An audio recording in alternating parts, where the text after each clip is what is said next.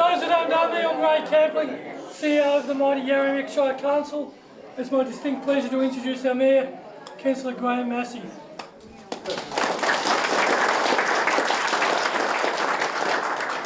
Thanks very much, Ray. I'd like to acknowledge country before we start that this reception is taking place on the traditional lands of the Watchabalek, Yagwa, Yagwajali, Wagai and Jalapaguk people, and I pay respects to elders both past and present. Welcome everyone here today. This is the start of Warracknabeal's 150th birthday celebrations. I'd like to acknowledge the presence of my fellow councillors, former councillors of both Warracknabeal Shire and Yarra Shire, past mayors of both shires, former shire presidents, former shire officers and current shire officers. We have special guests today in Dr. Tony Gregson AM, Terry Sanders OAM, Jean Wise OAM and Ben Bentley OAM, who are distinguished members of our community. We're also glad to have the presence of some of our athletes who have achieved Australian recognition in Riley Richardson and Chloe Bibby,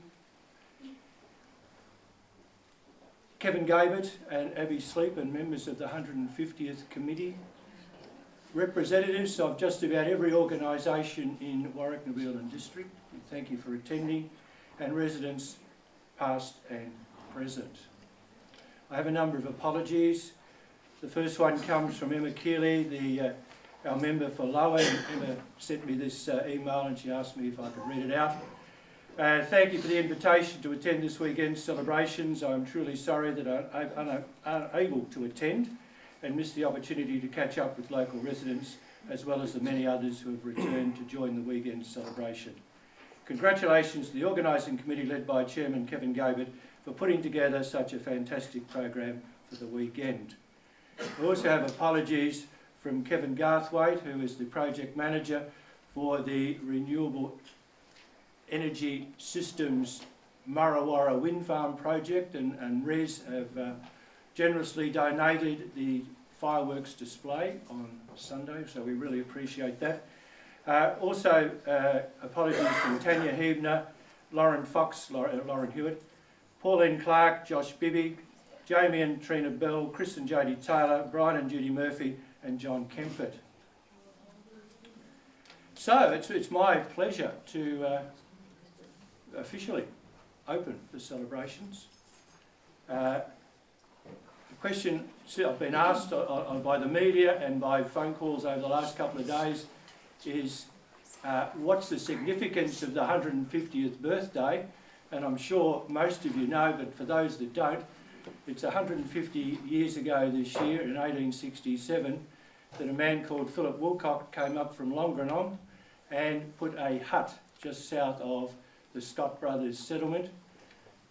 He sold a lot of goods, to mainly tobacco and alcohol, which went over well with the workers on the squatting runs, but it didn't go over too well with Andrew Scott, who was a teetotaler Presbyterian.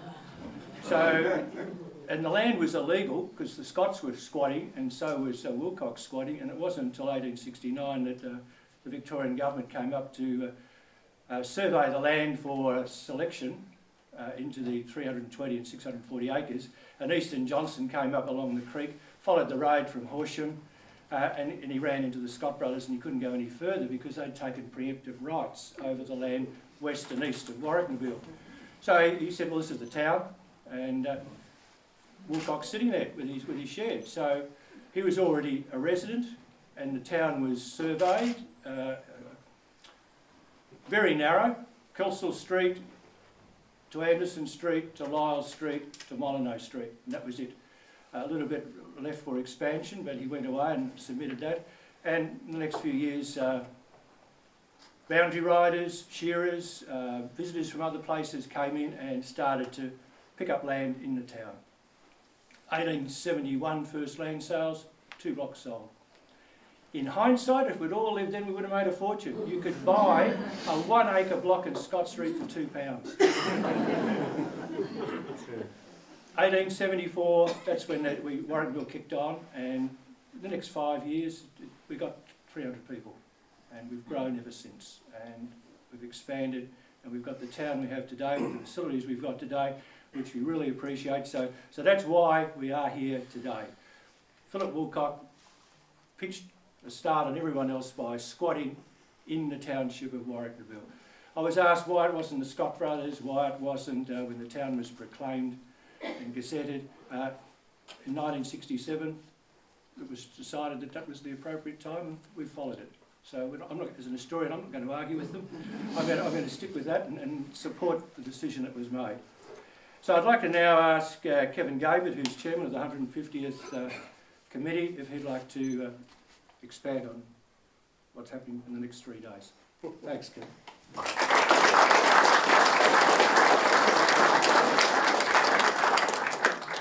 Thank you for that, Graham. There's not much that I can expand on that story. I guess probably by now most of you would be aware of the events that are on the weekend, the programs that are out. If you don't have one of these, they're down at the information centre. That'll give you the drill on what's going on the website. Facebook is pretty well covered there. But I guess my role at the moment is just to put a few things in place, and that's to thank the sponsors that we've got for the weekend. Without those people that come on board, local businesses, etc., we wouldn't be here tonight. We wouldn't have a Warwick 150. So I'd like to thank those people. The other one I'd like to thank is the greater community of Warwick-Neville for getting involved and getting behind what we're doing. So you've only got to walk up and down the street today. I don't know whether anyone else did it. I did it a couple of times, and there's just people out everywhere. It's something I haven't seen in Warwick-Neville for a long time. And they're just having a look at the stuff that the kids put up on the walls with the information and stuff like that. They're at the Tourist Information Centre. So there was a real hype around town today, which is fantastic to see. The last thing that I need to do tonight, or maybe the second last, I'll get to the last, is to thank the committee from the Warwick-Neville 150 committee. Last night we had a meeting, and I said, I think it's been about 18 months we've been toiling over this. So I was actually incorrect in that, and it was it's only just 12 months to this week that we had our first committee meeting. So what you see over the next 2-3 days is accumulation of a group of enthusiastic people that have put this together in less than 12 months. And I just congratulate that group of people, the team of people that did that, because there's been a lot of work, a lot of thought, a lot of work. Thank you very much. That's pretty much all I've got to say to cover off on, but I'd like to hand over to Bernie O'Connor, who's got a presentation he'd like to make. Thank you. Yeah, you can stand there. Thank you. I'd like to introduce Ray Hinchcliffe, who is an extremely talented artist from Warwick-Neville, and his mentor Jill Thompson. Some time ago I asked Jill if she could commission some work that could be a gift to the community in recognition of the 150th anniversary. Ray has produced, I think, a magnificent piece of work. Ray's a man of a few words, that's why I'm talking. I'm a man of too many words, so I'll try and keep this quiet. Fits well. Yes. Ray's produced an iconic piece of work, I think, of something that will be instantly recognisable in town. And I would like Ray to do the presentation to the Mayor as a gift. And this is not a gift from Woodbine, this is a gift from Ray. Ray has personally signed off on it and said that he wants to donate it to the community. So, Jill, if Ray could present this photo of the, photo, it looks like a photo. It's a drawing of the post office. Thank you.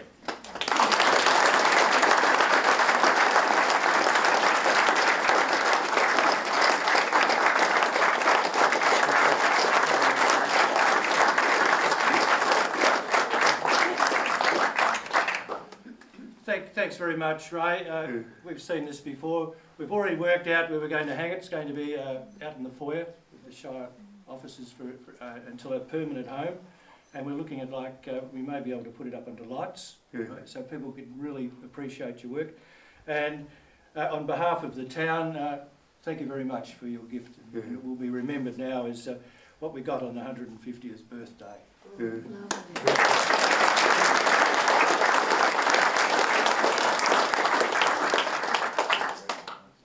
Thank you, everyone. Enjoy the weekend that we've got ahead of us. So that's all we've got. Thanks very much. This weekend, Warwick-Nabil is celebrating 150 years of European settlement within the town boundaries. In 1867, a hawker and publican named Philip Woolcock set up a hut just south of the Scott Brothers station, Warwick-Nabil, and commenced trading. And when selection happened in 1869, he was within the town boundaries, so the town have decided he will be the founder of Warwick-Nabil. So everything dates back to Philip Woolcock's appearance in northern Victoria. Look, it's a great honour to be 150, part of the celebrations. The town has put a lot of effort into a range of activities over the weekend. Shops have got their histories done.